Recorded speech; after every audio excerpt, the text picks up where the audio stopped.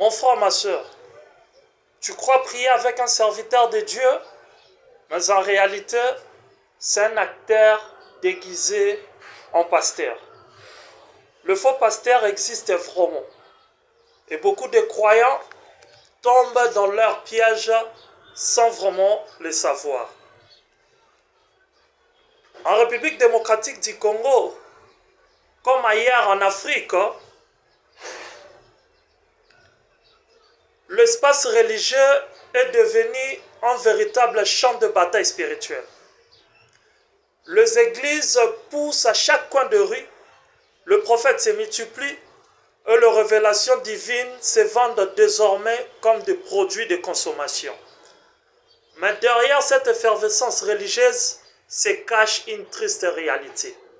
L'infiltration du maraboutisme, du fétichisme et de la manipulation dans les temples du Seigneur. De nombreux hommes de Dieu ne prêchent plus pour sauver des âmes, mais pour séduire et contrôler les consciences humaines. Ils ont troqué la parole de Dieu contre leur business, l'autel contre le commerce et la foi contre la peur. Leur objectif n'est plus de conduire les hommes dans le salut, mais de le maintenir dans la dépendance spirituelle et financière. Ils sont devenus des apôtres du spectacle et non du salut. Le phénomène est visible. Vous verrez des pasteurs en costume luxueux, avec des voitures de prestige, et ils promettent des miracles instantanés.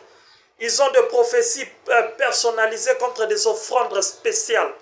Et d'autres transforment même leur lieu de culte en scène de théâtre mystique dont le fidèle s'évanouisse sous les regards complices des caméras.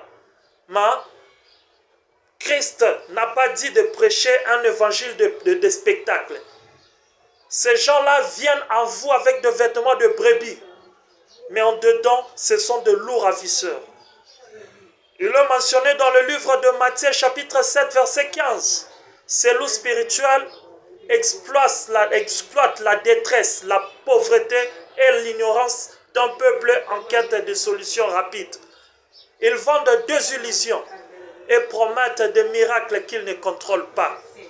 Ils manipulent des écritures pour injustifier leur cupidité et dominer leurs fidèles. Et quelle est leur arme?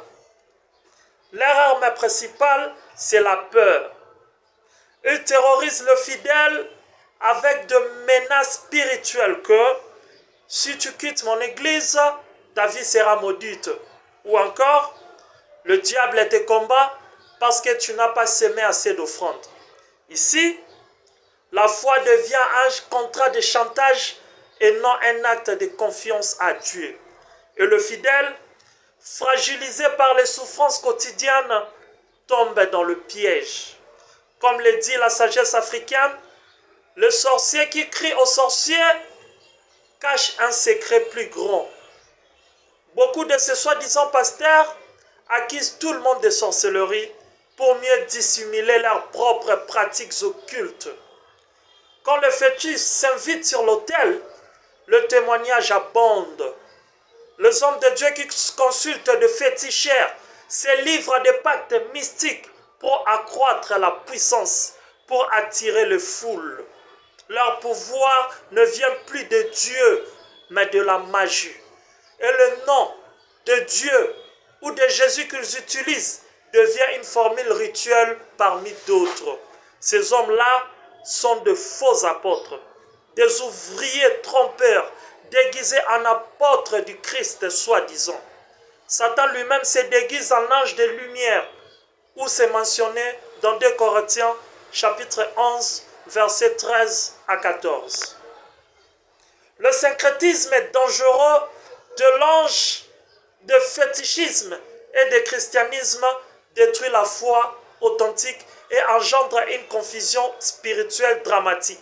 Vos églises doivent être des refuges pour des âmes, pas des laboratoires mystiques. Nos traditions africaines avaient déjà mis en garde contre le faux guide. Un proverbe congo dit, celui qui dort dans la maison du serpent finira par être mordu.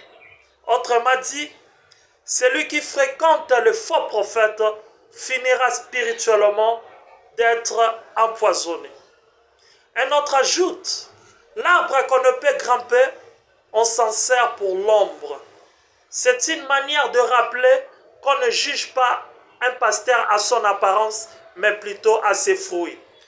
Le problème aujourd'hui n'est pas la religion, mais c'est l'ignorance spirituelle. Mon peuple périt faute de connaissances, comme c'est mentionné dans Osée, chapitre 4, verset 6.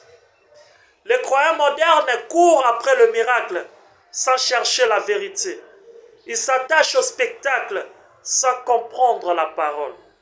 Pour une réforme spirituelle et éthique des églises, il est urgent de revenir à la parole au lieu de s'accrocher à des hommes.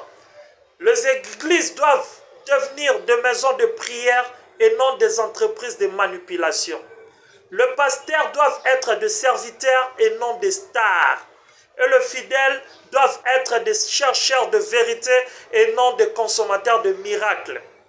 Ma maison sera appelée une maison de prière, mais vous en faites une caverne de voleurs, comme c'est mentionné dans Matthieu chapitre 21, verset 13. Les autorités religieuses, comme l'État, doivent aussi encadrer les dérives de certains ministères qui exploitent la misère du peuple pour s'enrichir. Car la manipulation religieuse est une forme moderne d'esclavage. L'ère du discernement a sonné. Nous devrions apprendre à discerner le vrai du faux. Le vrai pasteur conduit vers la liberté et le faux conduit vers la dépendance. Le vrai enseigne la vérité et les faux vendent des illusions. Le vrai élève le nom de Dieu, mais le faux élève son propre nom. Vous connaîtrez la vérité et la vérité vous affranchira. Cela est mentionné dans Jean chapitre 8, verset 32. Le véritable réveil spirituel de l'Afrique ne passera ni par les cris, ni par le miracle de la façade, mais par la renaissance de la conscience spirituelle et morale. Le christianisme congolais ne doit pas devenir le refuge de marabouts en costume, mais le sanctuaire de la vérité et de la lumière. Tout comme le dit un proverbe de nos ancêtres, quand le crocodile sort de l'eau pour te dire que le caïman est malade, crois-le. Les signes sont là, à vous de le voir. Barakallahu fik et que Dieu vous guide sur le bon chemin.